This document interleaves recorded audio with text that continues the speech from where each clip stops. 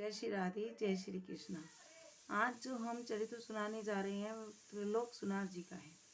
श्री त्रिलोक सुनार जी मन के बड़े पवित्र और बड़े सच्चे थे और उन्हें सिर्फ संतों का भंडारा करने में बड़ा आनंद मिलता था। जाति के सुनार थे तो जेवरों को घड़ते थे, अगर उसी से जीविका चलाते थे और जो पर्याप्त मात्रा में मिल जाता था उसी में संतों का भंडारा करते थे।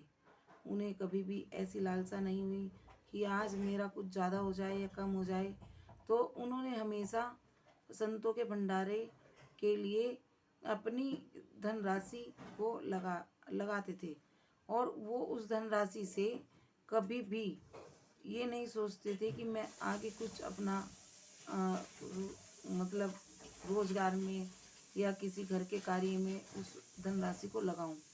लेकिन जब त्रिलोक सुनार जी उस धनराशि को संतों के भंडारे में लगाते थे, उन्हें परम सुख मिलता था।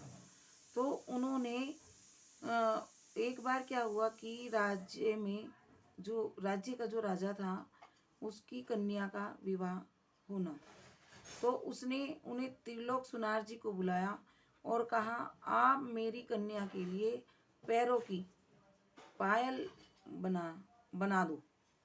तो पैरों की पायल राजकोष से उसको सोना दे दिया गया और पैरों की पायल बनाने का आदेश दिया गया। अब त्रिलोक सुनार जी लाकर उस सोने को घर में रख दिया और वो अपने संत भंडारे में लग गए। अब वो कई दिन बीत गए और उसको भूल गए कि राजा ने मुझे कोई सोना भी दिया था। तो अब 2 दिन पहले, विवाह की तारीख से 2 दिन पहले राजा के जो सिपाही हैं वो त्रिलोक सुनार जी के घर पर आते हैं और उनसे कहते हैं कि राजा ने आदेश दिया है कि आप उनकी कन्या की पायल उनके पास पहुंचा दें, क्योंकि विवाह की तारीख आ गई है और उनको उस कन्या को देना है।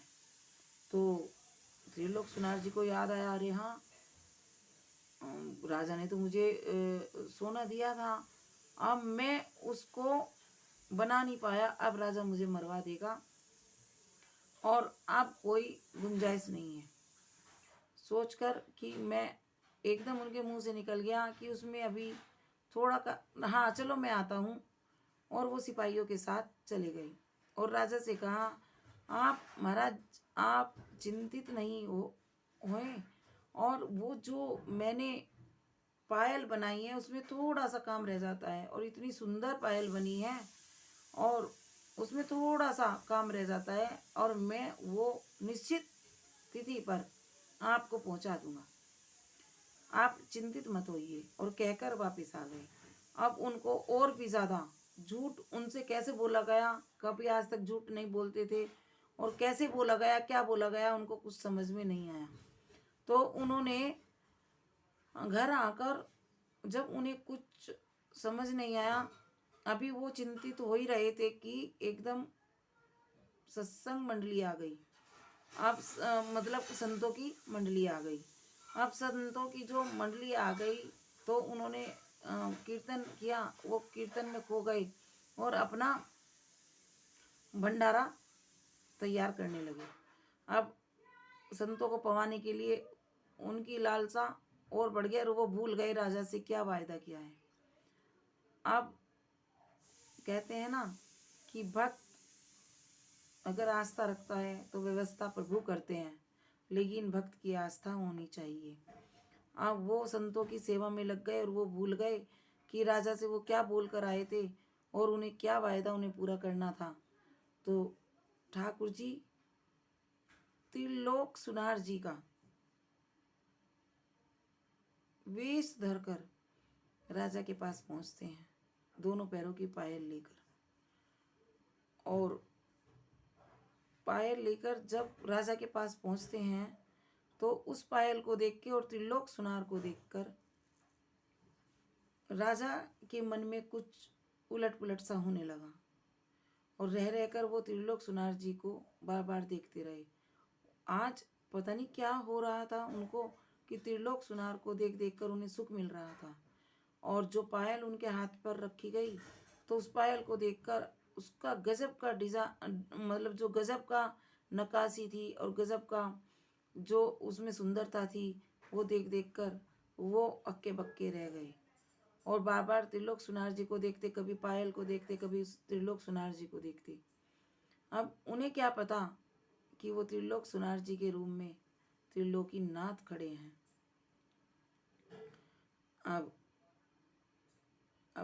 उनको उधर क्या होता है, त्रिलोक सुनार जी को जब होश आता है, कीर्तन मंडली भंडारा पाकर प्रस्थान कर जाती है और जब उनको होश आता है तो वो घबरा जाते हैं कि राजा के समक्ष मैं जाऊंगा तो वो प्राण ही हर लेगा और ना मेरे से 2 दिन में पायल तैयार होगी, ना कुछ होगा। तो डर की वजह से वो जंगल में जाकर बैठ जाते हैं और छुप जाते हैं। अब उधर जब त्रिलोक सुनार जी बने हुए ठाकुर जी से खुश होकर राजा ने राजकोष से उन्हें बहुत सा धन देकर विदा किया और कहा, इतनी सुंदर पायल मेरी कन्या के लिए आपने बनाई है, मैं बहुत खुश हूँ, आप ये राजकोष से धन लेके जाएं। और उन्होंने कहा, जो शब्द मैंने कड़े होकर आपसे बोले थे उसके लिए मुझे क्षमा करें। अब त्रिलोक सुनार जी यानी कि ठाकुर जी घर पर आए और घर आकर उन्होंने धन रखकर देखा कि त्रिलोक यहाँ से गायब है और वो तो अंतर्यामी थे। उन्होंने जान लिया कि वो डर के मारे जंगल में छुप गया।